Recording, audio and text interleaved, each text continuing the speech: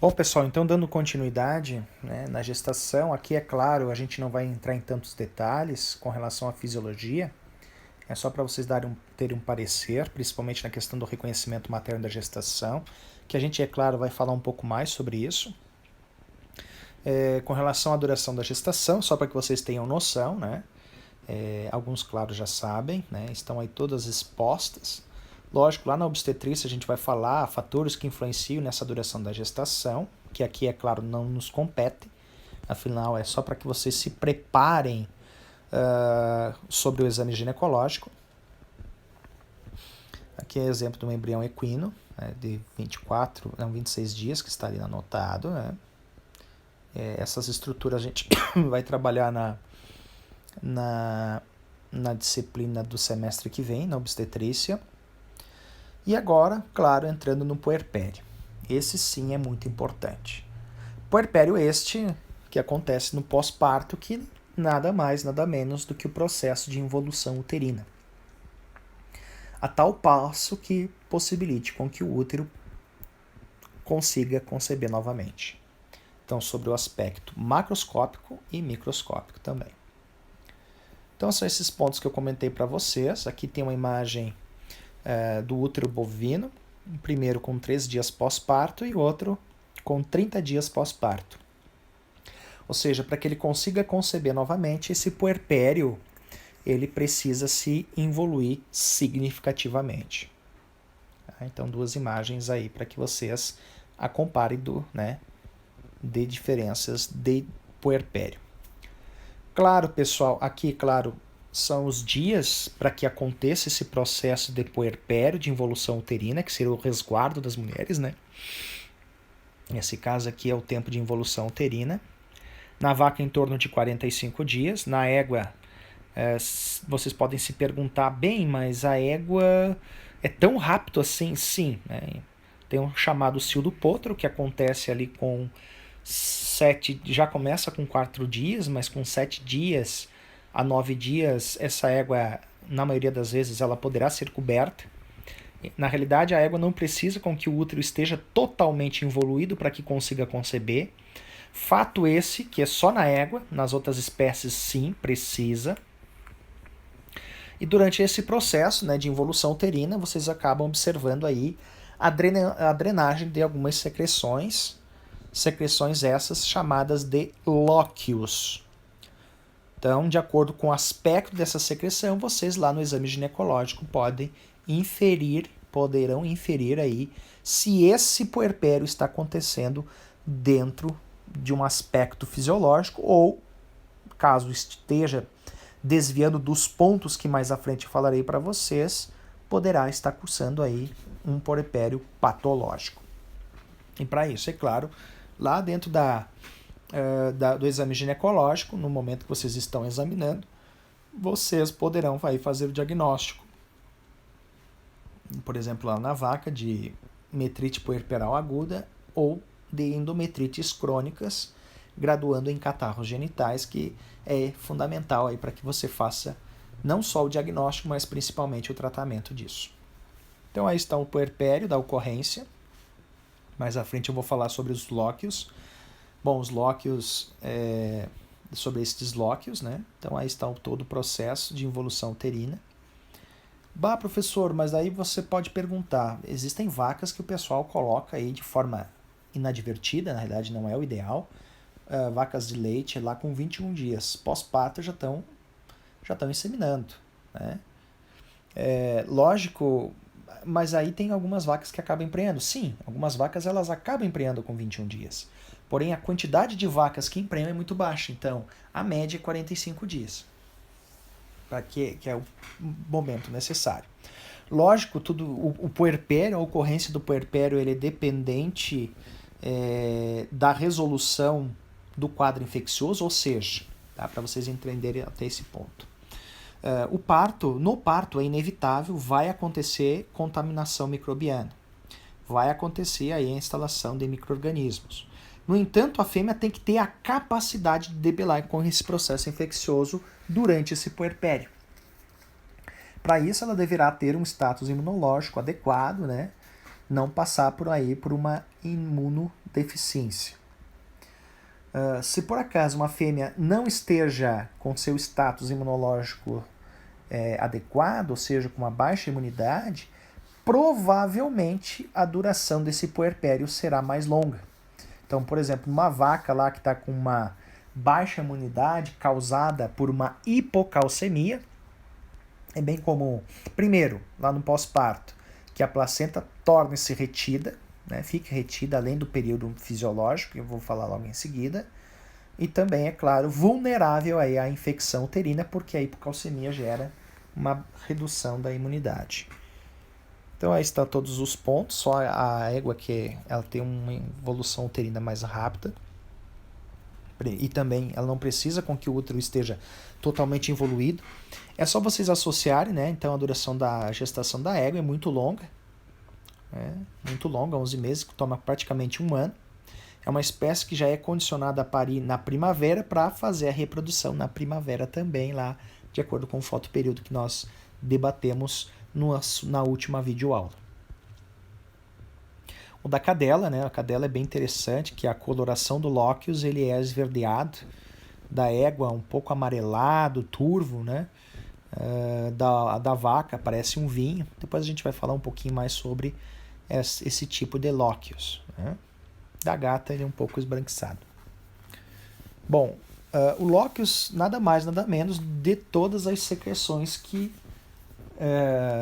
estão presentes lá no momento do parto, ou seja, restos placentários, restos de descamação celular lá do endométrio, sangue, restos placentários, já comentei, polimorfos nucleares, afinal, com a contaminação ascendente desse trato reprodutivo no momento do parto, por capilaridade, né?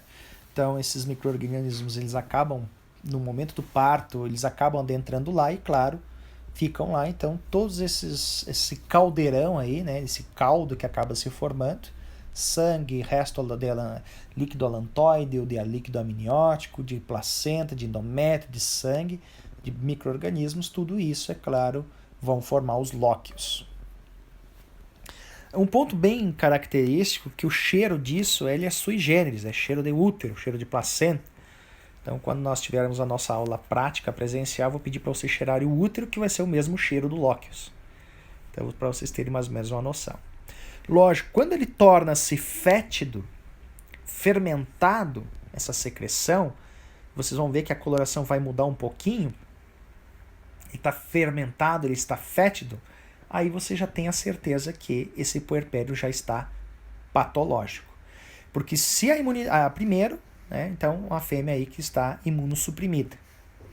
Então, vocês conseguem aí inferir, né, se tem contaminação ou não. E baseado nisso, vocês vão fazer a intervenção necessária. Que mais à frente, lá nas endometrites, eu falarei mais especificamente, diagnóstico, tratamento. Então, eu já estou adiantando.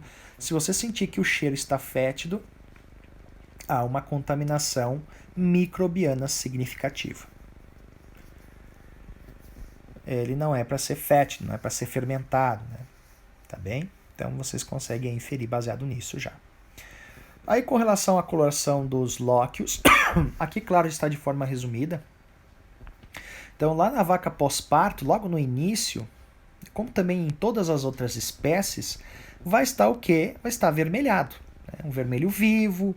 À medida que vai passando esse tempo, essas hemácias vão sendo oxidadas, vai ficando um vermelho mais escuro, indo para uma tonalidade vinho, né?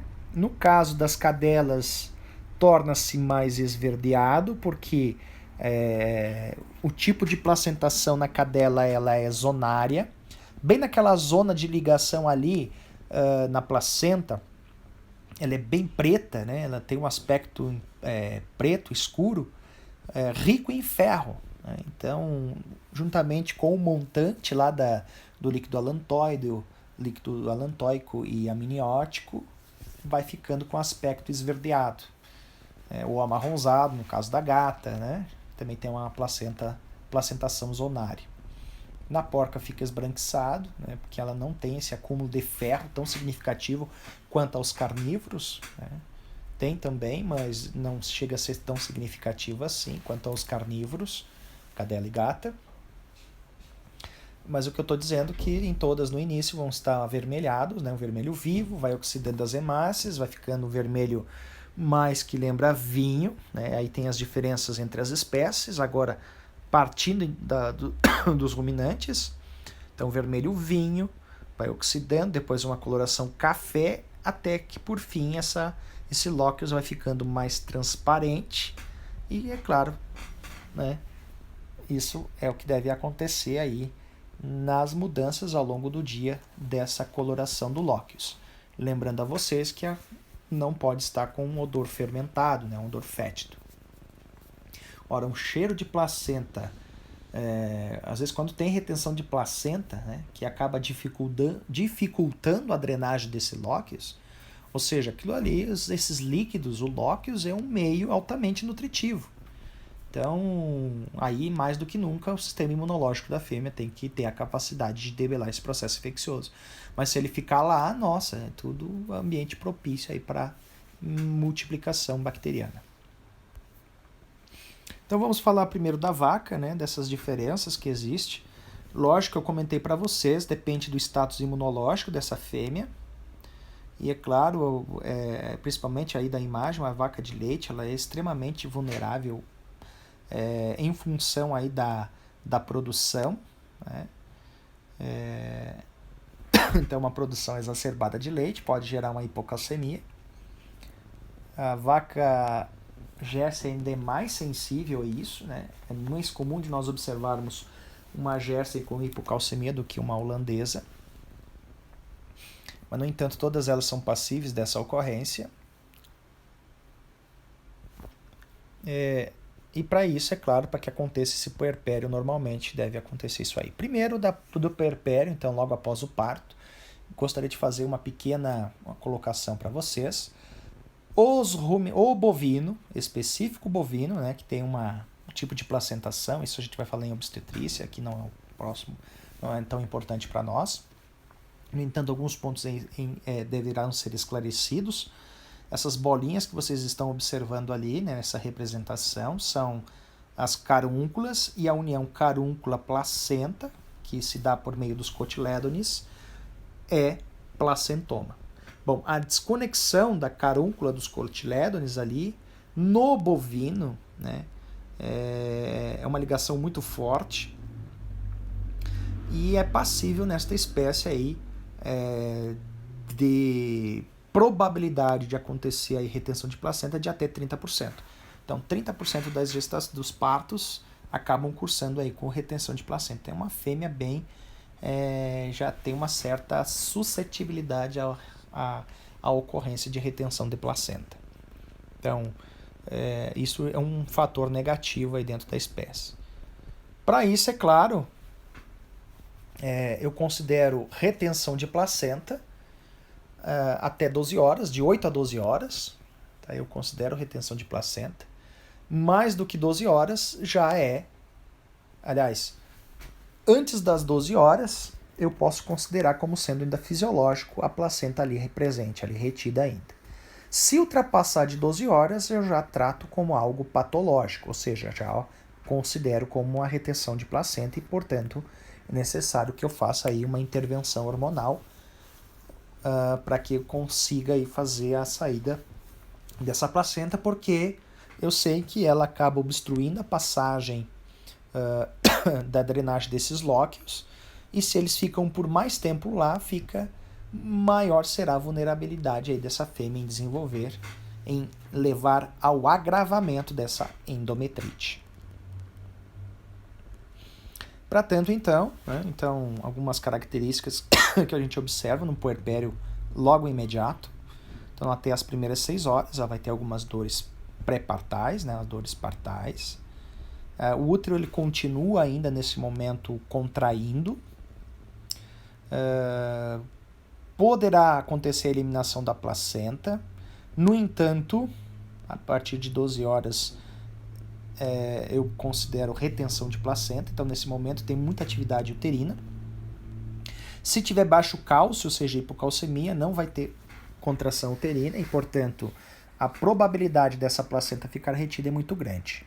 Então, a eliminação dos LOCs, né, aquele mais vermelho vivo, já começa uma rápida involução uterina, claro, isso dependente do status imunológico que está relacionado ao cálcio. E também, é claro, de uma atividade contrátil uterina, né? Mas isso é dependente do cálcio também.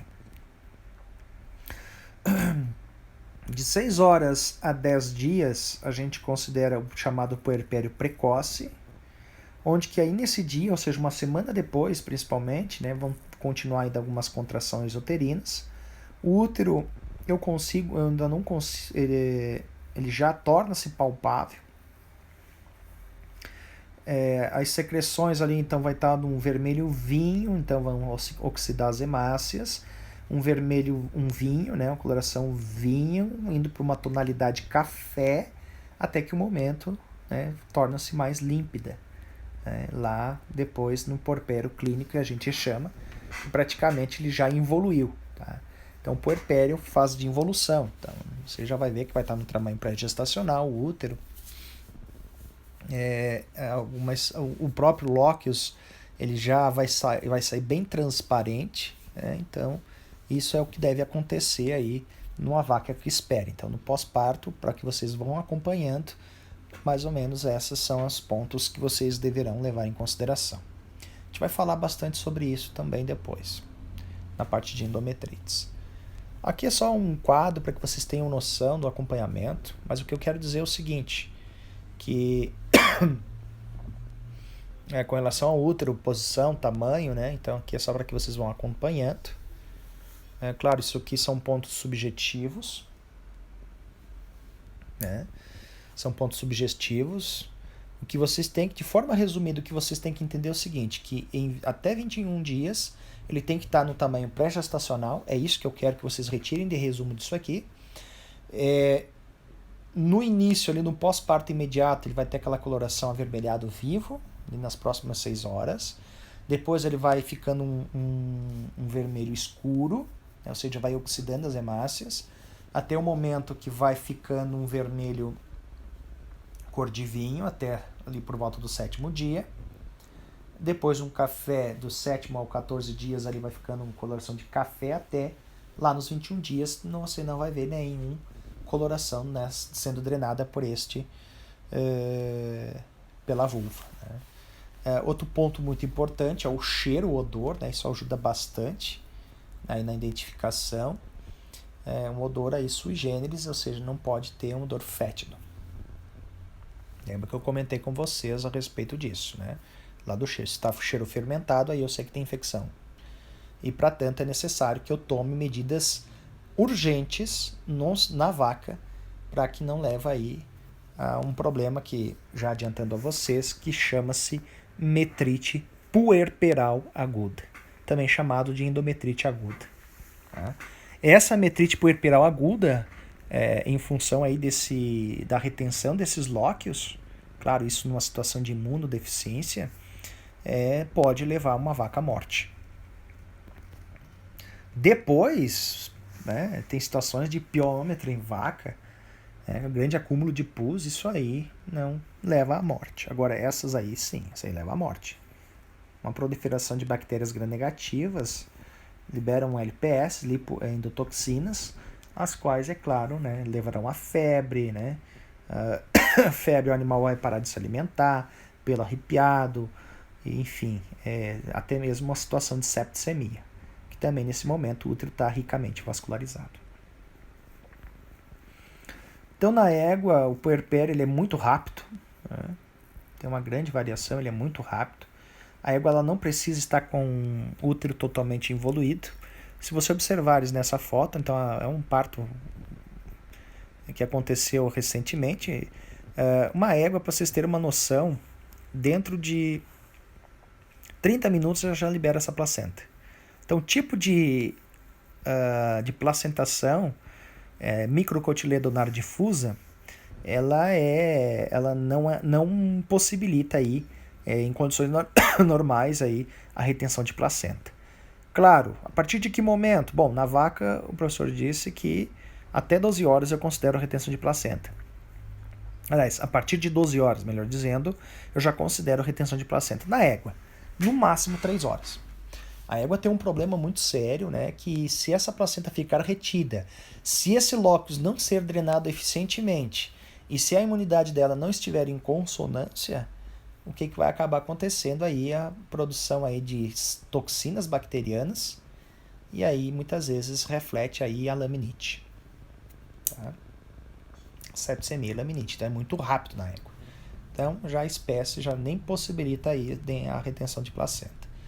No máximo 3 horas. A partir de 3 horas já eu considero retenção de placenta. Então ela não precisa, como eu comentei para vocês, que o útero esteja totalmente evoluído.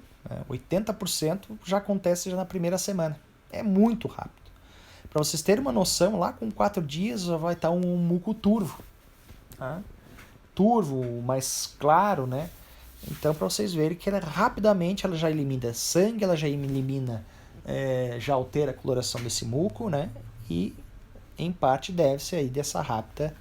Isso possibilita com que essa fêmea rapidamente já consiga conceber.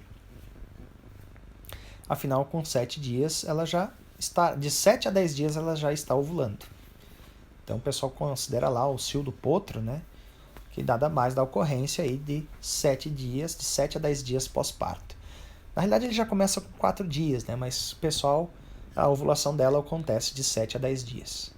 E aí, é claro, o lóquios também com a alta carga de estradiol, né? O estradiol aumenta o fluxo sanguíneo para o trato reprodutivo, por consequência disso, auxilia ainda mais aí no aporte de células sanguíneas, principalmente do sistema imunológico, para fazer aí a debilitação do processo infeccioso dentro do útero da fêmea. Então, acontece muito rápido. Bom, pessoal, dentro das outras espécies é bem rápido, então, também. Não tem problema de retenção de placenta. Eu gostaria de chamar atenção em alguns episódios no caso da porca e no caso da cadela. Na porca, principalmente daquelas porcas que têm mais do que 12 leitões por vez, elas são altamente vulneráveis à retenção de placenta. Aí vocês podem perguntar, bom, a partir de que momento que eu considero que a porca já pariu todos eles? A partir do momento que ela liberou a placenta. A cadela, a partir do momento que ela liberou a placenta. Então aí eu tenho certeza que acabou o parto. Se ela não liberou a placenta, pode ter certeza aí que ela vai ter algum problema. Então muitas vezes é necessário aí fazer em porcas aí que tem muitos leitões, né? Então tem que ter esse cuidado. A tendência é que em algum momento leve aí o consumo exacerbado do hormônio ocitocina. A gente vai falar muito na obstetrícia isso, da ocitocina, que é a ocitocina que faz com que promova a ação do cálcio, né? Então, ocitocina e cálcio para isso. Por vezes é necessário que nós façamos aí o suprimento com ocitocina e também com cálcio, em casos mais graves da porca. No caso das cadelas de pequeno porte, elas são extremamente vulneráveis aí à hipocalcemia, né? E aí muitas vezes é necessário que nós façamos não só o suprimento de cálcio, mas também a administração de ocitocina. Então, com em partos muito prolongados aí também, com um grande número de fetos.